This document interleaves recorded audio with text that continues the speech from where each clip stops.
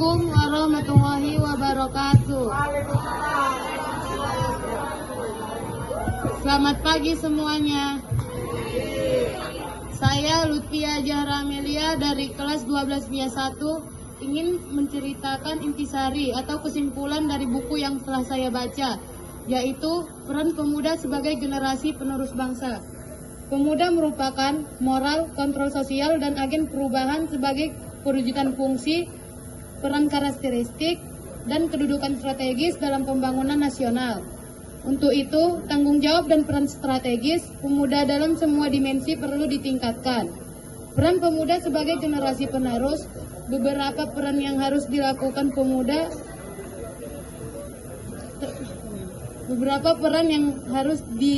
oleh pemuda. 1. Agen perubahan. Peran pemuda sebagai generasi penerus pertama dapat dilihat dari peran pemuda sebagai agen perubahan. Artinya, pemuda memiliki peran untuk menjadi pusat kemajuan bangsa. Hal ini pula yang menjadi alasan mengapa ada pernyataan seperti peran pemuda sebagai penerus. Karena yang menentukan kemajuan negara di masa yang akan datang adalah generasi muda melalui keberhasilan yang positif dan yang dapat dilakukan. Salah satu kunci sukses sebagai generasi perubahan tentunya adalah keyakinan yang dimiliki oleh generasi, yang artinya generasi muda harus percaya dengan apa yang dimiliki dan selalu melakukannya dengan baik dan benar.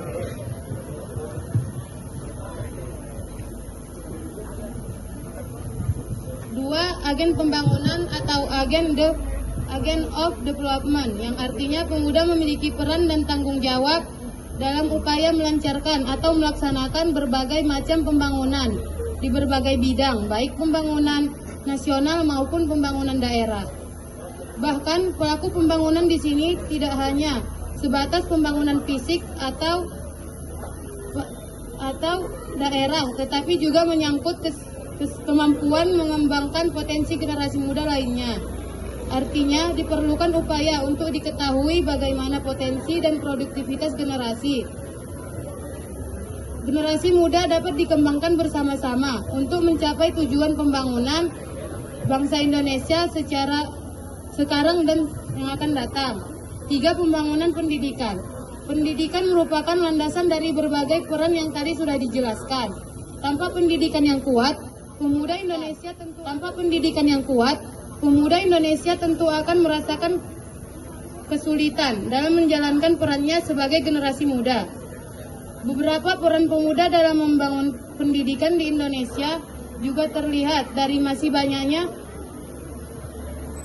tenaga pendidikan yang masih tergolong muda dan memiliki semangat untuk memberikan pendidikan yang berkualitas kepada generasi muda. Demikian intisari yang telah saya bacakan tadi, semoga bermanfaat untuk kita semua. Sekian dan terima kasih.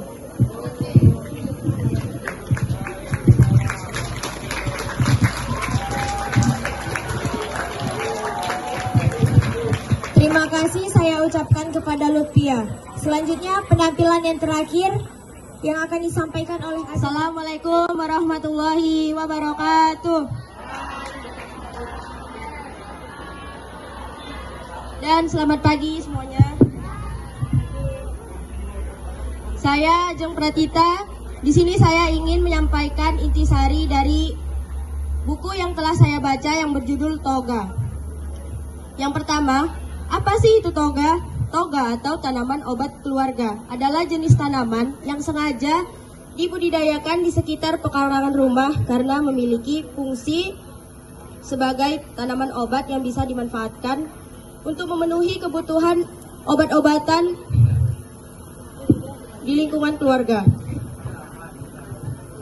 Contoh tanaman obat yang mudah ditemukan di sekitar pekarangan rumah yaitu jahe dan kencur. Jahe dan kencur juga bisa digunakan dalam bahan baku pembuatan jamu.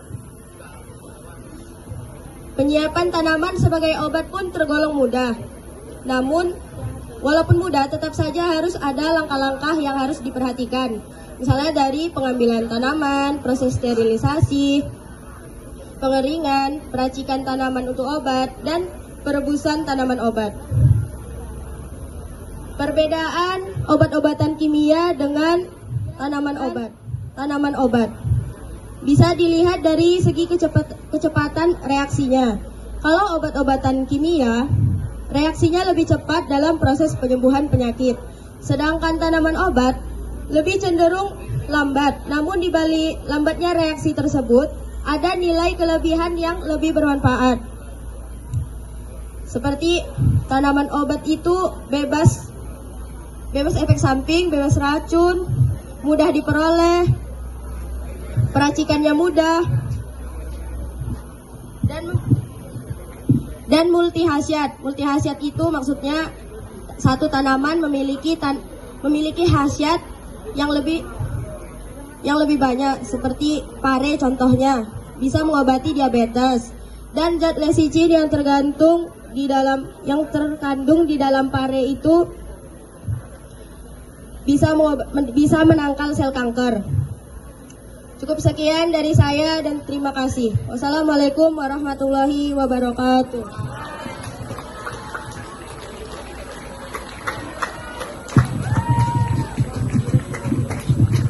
Terima kasih kepada teman-teman yang telah menyampaikan intisari dari buku yang dibaca.